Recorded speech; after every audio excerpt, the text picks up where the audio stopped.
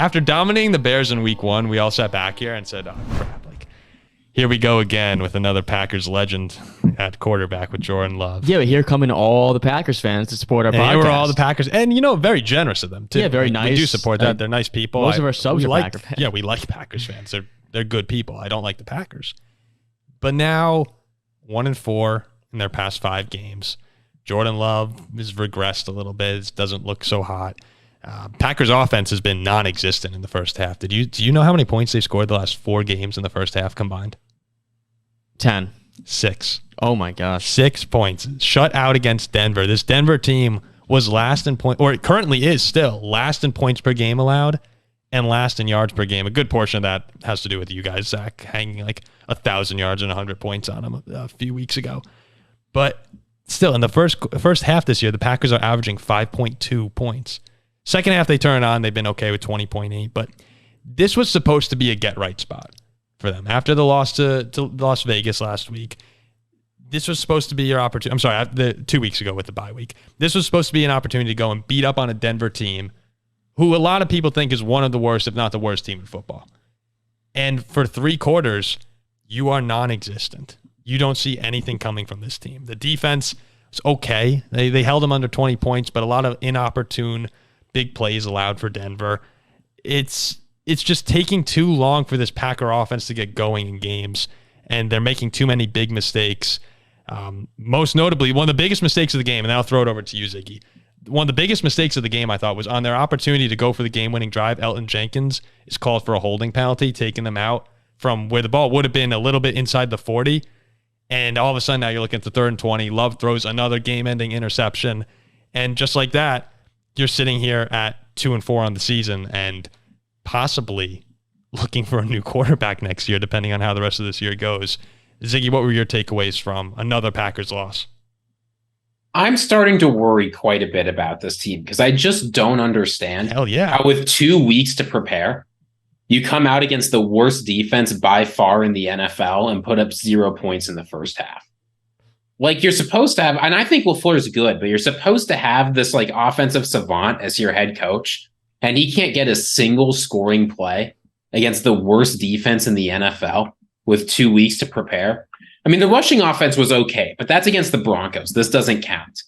The first half, Jordan Love is what? He was 10 for 13 for 47 yards, excuse me. Like, there's nothing to be said here. The special teams is bad. The rushing defense is bad. The passing defense is bad. Like, this is a team. I remember I was reading from a Packers columnist. He said, don't panic. Things are going to be okay. He said this last week. Unless they lose to the Broncos, I'm not going to expect anyone in the building to start talking about tanking and getting a new quarterback. Well, they lost. Love looked bad. I don't think he's shown you nearly enough this season to think he's the guy of the future. All those I love Love shirts that Packers fans bought might be getting burned for Caleb Williams jerseys. I think that Aaron Rodgers made Matt LaFleur look good. But I do too. That's another. Yeah. My takeaway here is this team is horrible. And I am a big advocate for horrible, like a horrible team or underperforming team. They're pretty bad. Okay. At least from what I've seen. I mean, you look at the schedule. They've played what? The Bears, the Falcons, the Saints, the Lions, the Raiders, and the Broncos, and they're 2-4. And they were lucky to beat this. Like, they got lucky to beat the Saints. Saints were mauling them. They had a nice comeback. They should have lost the Saints. Yeah, so they should have beat the Falcons too. So you're right. You could argue this. But I mean, those are bottom feeder teams, except the Lions. I mean, I'm a big advocate for when you play a bad game. It all depends how you can bounce back and how you perform and how you look the next week. They lost to the Raiders. The Raiders are horrendous. Fine. The Raiders almost beat you guys, by the way. No. We had a 60-point fourth quarter. We're not enough of that. They just lost to who? Like, what's the guy's name on the Bears? The Tajin? Yeah. Tyson Bagent. The Raiders are horrendous. They beat Green Bay. Fine. Bad game, whatever. Rookie QB. Then you have a bye week to prepare for Denver. Arguably worse than the Raiders. Raiders beat Denver, right? Yeah, but Garoppolo is out for the Raiders this week. You're right. Okay, fine. But Denver's horrendous. And you lose to them? And it's not like Love looked good and you scored 30 points but lost 31-30. No, you didn't score. Like, you didn't score. So you lose to the Raiders, you have a bye week, and you lose to the Broncos? That's horrible. I think that the concerns around Jordan Love are starting to mount right now. This is the first time where Packers fans are really looking back and starting to say, we might have to address this offseason. And I want to also be fair to Love when we say the whole season, we said he has this year to prove it. So football, we all know how quickly you can react to things. Everything can change week to week. If they go and score 30 points next week and win and beat down the Vikings, it's, oh, okay, you know what? Let's pump on the brakes for a second. But football is a week-to-week reaction. And right now, when you look at it, I don't know if this team even trusts Jordan Love. You talked about the 13 passes in the first half, Ziggy.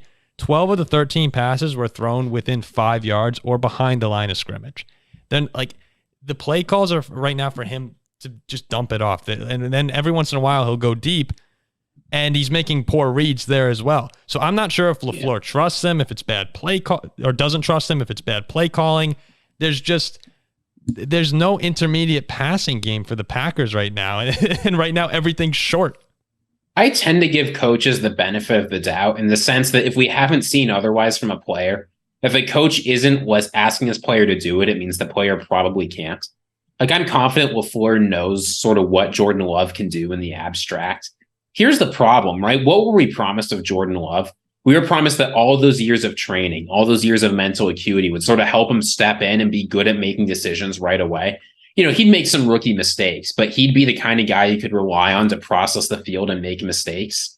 Clearly, the Packers don't think he can do that. But it's year 4. You can't wait.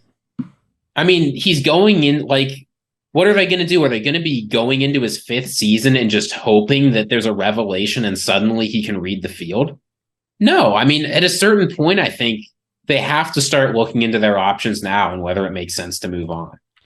I do think that you give him the full season, though. You have to give him. Oh, yeah, I mean, there's no point benching You have to him. give. No, they won't bench him. But I'm saying before people overreact and say, yep, we need a quarterback right now. Like, let's get our eyes on JJ McCarthy or whoever it's going to be in there. They won't be bad enough to pick in the top 3. But. Because the off chance, like you said, that this is a week-to-week reaction, I was pretty high on Jordan Love after he came back against the Saints. I'm like, oh, look at this. The off chance that Green Bay can finish 10-7, he looks good. Like, so it's tough to. Well, no, you have to give him the full. You have to give him the full year because there are ups and downs. I read a really interesting article that came out, Ziggy. I wonder if you read it as well, where they talked about, are the Packers failing Jordan Love? And you look back, and Brett Favre and Aaron Rodgers, when they took over, Brett Favre started 2-5 his first year. Aaron Rodgers was 6-10 that season. Now Favre ended 7-2, and the offenses, you could see sparks. You're not really seeing that with this Packers team. But the main part of the article was the team that Brett Favre took over had Sterling Sharp, had good offensive line play. Rodgers had Donald Driver, Greg Jennings, a young Jordy Nelson. This Packers team, they lowballed Devontae Adams out of town, so he's gone. The Bakhtiari is hurt. Their offensive line's banged up. And I think it's fair to say, is Jordan Love set up for success with this team right now when your star offensive player is Aaron Jones, who's missed most of the season as well.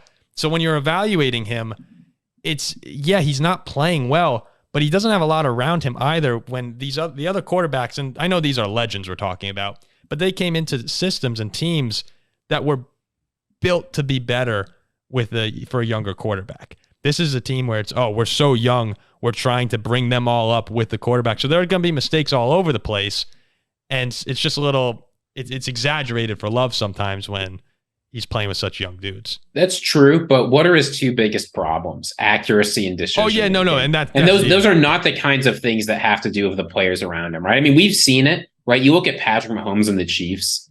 That is a player where, like, I get that's an extreme case, but when receivers are making drops, when you look at the all-22 and they can't get an inch of separation, when they're making a good read and something fluky goes wrong, when they're under pressure half a second into the play, those are the kind of things where you say, we can't evaluate this player. Things aren't going great in Green Bay, but they're not that bad. He's got some talent around him. He should have a decent run game. He's got an okay offensive line. The issues are with Jordan Love, primarily. And boy, this was the easy part of their schedule. It is. Right? I mean, starting next week, they host the Vikings, they host the Rams, they go to Pittsburgh. That's a loss. They host the Chargers, they go to Detroit, and they host the Chiefs. Jeez. There might only be 1 or 2 wins in there. No, the clock is ticking. I don't think I'd pick them to win many of those games. Isn't that nuts that you could be looking the Packers at the start of the season? What are 2-4? They're 2-4 right now. They could be when they were 2-1. Packers fans were thinking, double-digit wins, possibly contending for the North, and now the script is flipped, and it's all right. Are they going to win 5? Is this a 5-win team? Probably. You're much closer to a 5-win team than a 10-win team. That's absolutely for sure. Yeah. So the clock is now officially on for Jordan Love. He has the season, but if he disappoints and they have a high pick, there are a lot of quarterbacks in this draft class. The pressure will be put on him immediately. So we'll see what happens. I don't want to say this is a worst case scenario for Green Bay right now, but it's pretty close to. You did not want to see this, especially given the schedule you had at the moment. As a Vikings fan, here's what I think is going to happen. We thought we were going to get Aaron Rodgers. We're actually going to get Jordan Love when the Packers move off him for their next Hall of Fame quarterback, Drake May or Caleb Williams. That's actually what's going to happen. If the Packers were that bad to get Caleb Williams, it would be all-time bad. And you guys get Jordan It's not Love. Impossible. No, I mean, I'm not saying it's likely. They're but not it's bad enough. If that happened, I'd throw a fit.